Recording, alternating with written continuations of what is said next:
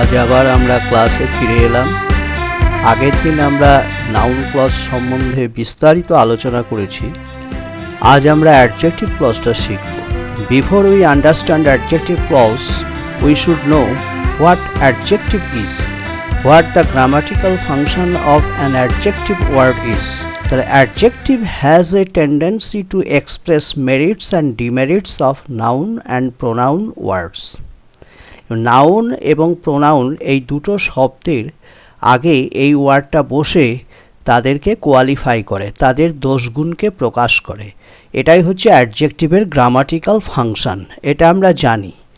দেখো, একটা যদি বলি যে an intelligent student asked me the question, তাহলে এই সাবজেক্টিভ পার্টের মধ্যে কিন্তু ইন্টেলিজেন্ট অ্যাডজেক্টিভ ওয়ার্ডটা বসে স্টুডেন্টকে কোয়ালিফাই করছে। এই ধরনের অ্যাডজেক্টিভগুলো যেগুলো সাবজেক্টের আগে বসে, অর্থাৎ সাবজেক্টিভ পার্টের মধ্যে বসে, সেই অ্যাডজেক্টিভ ওয়ার্ডগুলোকে বলে অ্যাট্রিবিউটিভ অ্যাডজেক্টিভ। আর যদি আমি কথাটা দেখো এইভাবে বলি, যেমন he is tired, he is cheerful, এখানে চেয়ারফুল যে শব্দটা লিঙ্কিং ভার্বের পরে বসেছে, ইজ ভার্বের পরে, হি ইজ চেয়ারফুল বলে এই চেয়ারফুল অ্যাডজেক্টিভ শব্দটা কিন্তু হি এর সম্বন্ধে একটা বর্ণনা দিচ্ছে। হি কেমন, সে চেয়ারফুল, এটা আমরা বুঝতে পারছি তার এই অবস্থাটাকে। তাহলে প্রোনাউনকে এখানে কোয়ালিফাই করছে, প্রোনাউনের সম্বন্ধে একটা মেরিট প্রকাশ করছে। তাহলে সেরকম অ্যাডজেক্টিভ ক্লজের ফাংশনটাও কিন্তু ঠিক সেই রকমই। একটা অ্যাডজেক্টিভ ক্লজ একটা নাউন ওয়ার্ড বা নাউন ফ্রেজকে কোয়ালিফাই করে সব সময়।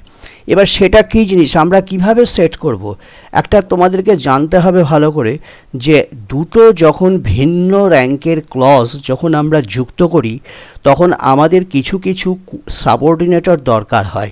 কেন সাবঅর্ডিনেটর শব্দটা বলছি? কারণ দুটো ডিফারেন্ট র্যাঙ্কের ক্লজকে যখন কোনো একটা কনজাংশন এসে সেটা যুক্ত করে দেয় সেটাকেই বলে সাবঅর্ডিনেটর। আর একই র্যাঙ্কের ক্লজকে যুক্ত করলে সেটা হবে কি তোমার কোঅর্ডিনেটিং কনজাংশন, হ্যাঁ, সেটা কোঅর্ডিনেটর আমরা বলি। কিন্তু এখানে আমরা প্রিন্সিপাল ক্লজের সঙ্গে সাবঅর্ডিনেট ক্লজ, এই যে দুটো ডিফারেন্ট স্ট্যাটাস, ডিফারেন্ট র্যাঙ্ক, এই ডিফারেন্ট র্যাঙ্কের ক্লজ দুটোকে যুক্ত করছে যে কনজাংশন, সেই কনজাংশনটাই হচ্ছে সাবঅর্ডিনেটর। হু, হুইচ, দ্যাট, হুম, এগুলো ছাড়া হুজ আর একটা আছে, সেটা হচ্ছে হুজ হচ্ছে কি পসেসিভ রিলেটিভ ওয়ার্ড, এটারও একটা বিরাট ফাংশন আছে। এখানেও আসে অ্যাডজেক্টিভ ক্লজের সঙ্গে প্রিন্সিপাল ক্লজ যুক্ত করতে, হুজেরও একটা বিরাট ফাংশন রয়েছে। তাহলে আমরা জানলাম যেসব সাবঅর্ডিনেটরগুলো আসে হু, হুইচ, দ্যাট, হুম, হুজ, আর এছাড়াও কতগুলো আছে সবই আসে, যেমন হোয়ার আসে, হোয়ান আসে। এগুলো কিভাবে আসবে সেটা আমি পরে বলবো। এইবার আমরা কি করে অ্যাডজেক্টিভ ক্লজটা যুক্ত করব এগুলো দিয়ে। এদের মধ্যে দেখো যেসব সাবঅর্ডিনেটরগুলো কথা বললাম, who, which, that, whom, whose, এদের মধ্যে সাবজেক্ট হচ্ছে হু, হুইচ, দ্যাট, আর অবজেক্ট হচ্ছে হুম বা দ্যাট, হ্যাঁ, আর হুজটা হচ্ছে possessive. Whose beauty, the girl's beauty. How is it possible for us to identify adjective clause? তার জন্য তোমাকে আগে অ্যান্টিসিডেন্টের সম্বন্ধে একটা ধারণা নিতে হবে। What antecedent is. দেখো, অ্যান্টিসিডেন্ট শব্দটা যখন আমরা চিন্তা করি তখন অ্যান্টি আর সিডেন্ট এই দুটোকে ভাগ করে নাও, স্প্লিট করে নাও। Ante, ANTE, that means before, আর cedent, CEDENT, that means position. তাহলে বিফোর পজিশন, এই যে বিফোর পজিশন মানে অবস্থানের আগে, অবস্থান মানে কার অবস্থান? রিলেটিভ ক্লজের অবস্থান। সেই রিলেটিভ ক্লজের আগে অ্যান্টিসিডেন্ট ওয়ার্ডটা বসে। তাহলে how can we identify this word? The boy who is intelligent. যদি কথাটা বলি যে বালকটা বুদ্ধিমান, এই হুটা কাকে বোঝাচ্ছে? বালকটাকে বোঝাচ্ছে। তাহলে কোনো এই অ্যাডজেক্টিভ ক্লজটা যার সম্বন্ধে কথা বলবে, যাকে কোয়ালিফাই করবে, সেই ওয়ার্ডটাই হবে অ্যান্টিসিডেন্ট। যেমন যে বিদ্যালয়টা এখান থেকে 10 কিলোমিটার দূরে অবস্থিত, the school which stands 10 kilometres away from here. তাহলে এখানে এই যে হুইচ স্ট্যান্ডস, হুইচটা কার সম্বন্ধে কথা বলছে? স্কুল সম্বন্ধে। The boy who is intelligent asks me the question often, এই যে হু ইজ ইন্টেলিজেন্ট বয়ের পরে বসলো, যে ওয়ার্ডের পরে অ্যাডজেক্টিভ ক্লজটা বসছে সেই ওয়ার্ডটাই অ্যান্টিসিডেন্ট, এবং সেই অ্যাডজেক্টিভ ক্লজটা সেই ওয়ার্ডটার সম্বন্ধেই বিশেষভাবে কথা বলে, তাকেই মডিফাই করে অ্যাডজেক্টিভ ক্লজটা।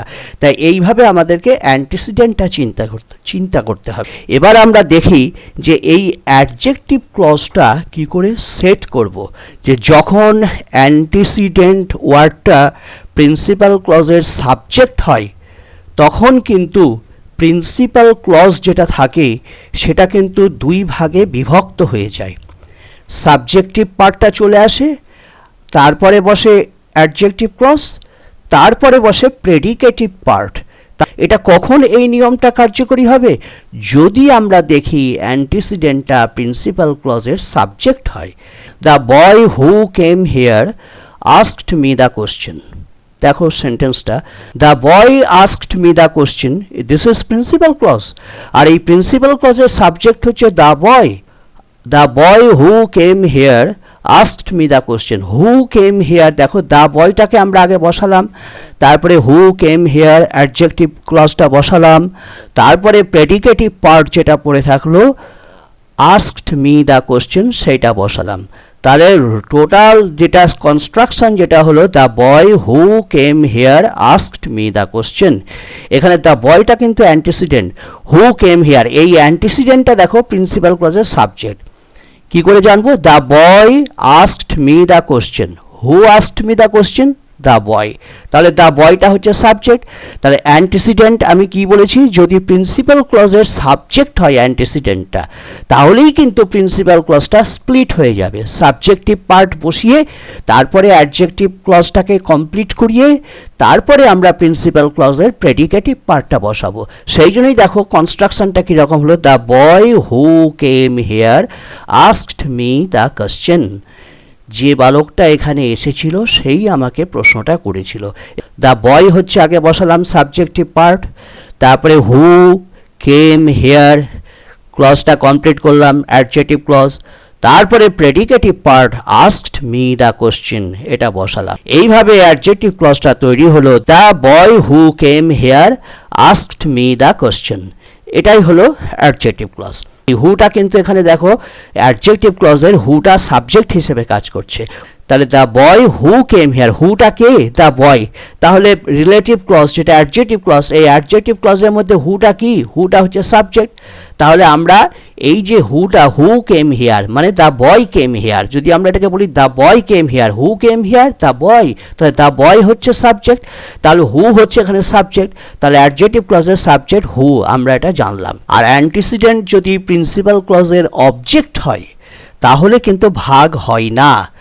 প্রিন্সিপাল ক্লজটাকে আমরা total part of the principal clause আমরা সেট করে নেব, দিয়ে তারপরে আমরা অ্যাডজেক্টিভ ক্লজটাকে বসাবো। যে বালকটা এই গ্রামে থাকে তাকে আমি চিনি। দেখো, I know the boy who lives in this village. I know the boy, this is principal clause. The বয়টা হচ্ছে অ্যান্টিসিডেন্ট, এই প্রিন্সিপাল ক্লজের অ্যান্টিসিডেন্টটা হচ্ছে অবজেক্ট। সেই জন্যই কিন্তু রিলেটিভ ক্লজটা মানে এই অ্যান্টিসিডেন্টের পরে বসলো। আর এদিকে দেখো প্রিন্সিপাল ক্লজটা ভাগ হলো না, স্প্লিট হলো না। সাবজেক্টিভ পার্ট আর প্রেডিকেটিভ পার্ট এই দুটোতে স্প্লিট হলো না। কেন হলো না? কারণ অ্যান্টিসিডেন্টটা হচ্ছে প্রিন্সিপাল ক্লজের অবজেক্ট। তাহলে অ্যান্টিসিডেন্ট যদি সাবজেক্ট হয় তাহলে প্রথমে আমরা subjective part of the principal clause plus adjective clause plus predicative part of the principal clause. আর যদি অ্যান্টিসিডেন্টটা অবজেক্ট হয় তাহলে আমরা total part of the principal ক্লজটাকে লিখে নেব plus adjective clause. Who, which, that, whom, whose. হুটা কখন হয়? যখন আমরা পিপল, কোনো পার্সনস, হিউম্যান এলিমেন্ট যখন থাকে তখন আমরা হু বসাই। দ্যাটও সেখানে বসাতে পারি, হু এবং দ্যাট। তবে দ্যাটটা ইনফর্ম্যালি ইউজড হয়, স্পোকেন ইংলিশে ইউজড হয় দ্যাটটা।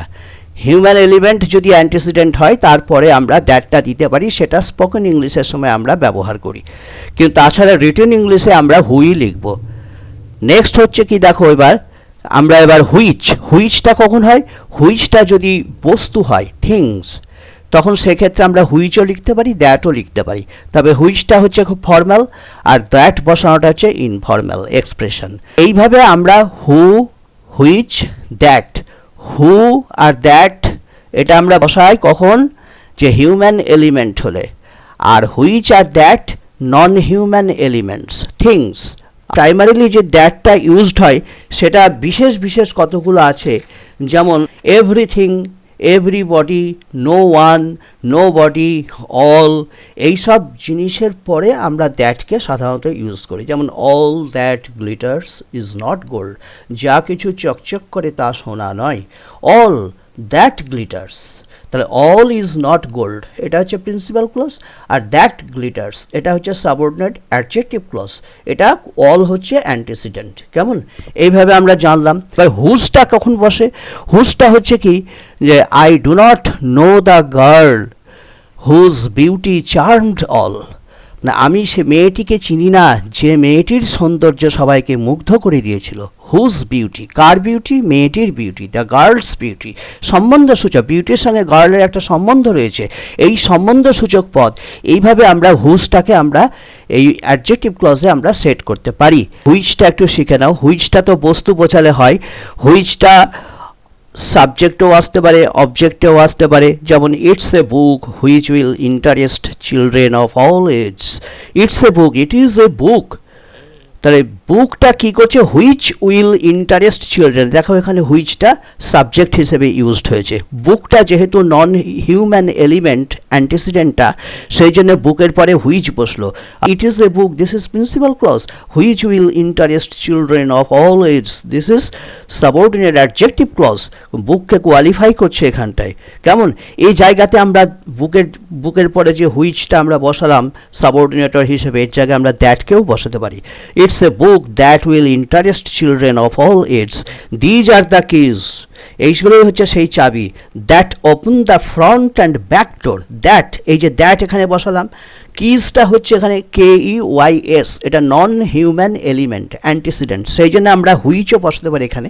কিন্তু এখানে দ্যাট একটু জোর রাখার জন্য আমরা, বা এখানে নন ফর্মাল ওয়েতে এক্সপ্রেস করানোর জন্যে, হ্যাঁ, স্পোকেন ইংলিশে আমরা দ্যাট যেমন ইউজড হয় আগে বলেছি, দ্যাটকে আমরা সেইভাবে এখানে বলতেও পারি আমরা। হ্যাঁ, যেমন ধর একটা হুজের ব্যবহার বলছি, I saw a man whose hair was white, আমি দেখেছিলাম একটা মানুষকে যার চুল ছিল সাদা। হুজ, এখানে দেখো এখানে হুজটা হচ্ছে কি possessive relative word, whose hair man's hair, এইভাবে বলা হচ্ছে। কেমন, তারপর দেখো the girl whose book was stolen came here, যে মেয়েটির বই চুরি হয়েছিল সে এখানে এসেছিল।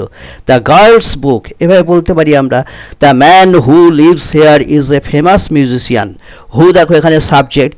হ্যাঁ, তারপরে আমরা হুমকে দ্যাটকে অবজেক্ট হিসেবে ব্যবহার করতে পারি। যেমন the man whom I saw is a singer, যে লোকটাকে দেখেছিলাম সে হচ্ছে একজন গায়ক। আবার এখানে দেখো হুমটাকে উজ্জ্ব করে দিতে পারি, the man I saw is a singer, the man I saw is a singer, the man is a singer, this is principal clause. I saw এটা হচ্ছে কি subordinate adjective clause qualifying the noun word man, the man whom I saw is a singer. হ্যাঁ, এখানে ম্যানটা কিন্তু এই subject, the man is a singer principal ক্লজের subject, কিন্তু রিলেটিভ ক্লজ যেটা অ্যাডজেক্টিভ ক্লজ যেটা দেখো হুম আই স, যাকে আমি দেখেছিলাম, তার মানে কি এই ম্যানটা তখন এই অ্যাডজেক্টিভ ক্লজের মধ্যে অবজেক্ট হয়ে গেল। তার মানে হুম আই স যখন বলছি যে লোকটাকে আমি দেখেছিলাম, তার মানে আই স দ্য ম্যান, আমি দেখেছিলাম লোকটাকে, তাহলে দ্য ম্যানটা রিলেটিভ ক্লজের মধ্যে এটা এই অবজেক্ট হিসেবে কাজ করছে, সেই জন্য হুমটা কিন্তু এখানটায় object. The man whom I saw is a singer. যেমন দ্য ম্যান হুমের জায়গায় আমরা হুও দিতে পারি, the man who I saw is a singer, যে লোকটাকে দেখেছিলাম। হুটা সাধারণত আজকাল খুব ব্যবহার করা হয় স্পোকেন ইংলিশে। হ্যাঁ, এগুলো রিটেন খুব ফর্মাল ওয়েতে যদি আমরা এক্সপ্রেস করি, তাহলে এখানে অবজেক্টের রিলেটিভ ক্লজটাই মধ্যে যদি এটা অবজেক্ট হয়, হুমটা তো অবজেক্ট হবে, তা সেখানে আমরা হুমই দেব ফর্মাল ওয়েতে, কিন্তু ইনফর্মাল ওয়েতে আমরা হু দ্যাট এসব দিতে পারি। তাহলে আমরা দেখলাম এই সব সাবঅর্ডিনেটরগুলোর কিভাবে অ্যাডজেক্টিভ ক্লজকে সঙ্গে প্রিন্সিপাল ক্লজের সংযোগ সাধন ঘটাচ্ছে। তাহলে আমি আজকে মোটামুটি এইভাবে অ্যাডজেক্টিভ ক্লজ সম্বন্ধে আলোচনা করলাম ডিটেলসে। আজকে তাহলে এইটুকুনি থাকলো।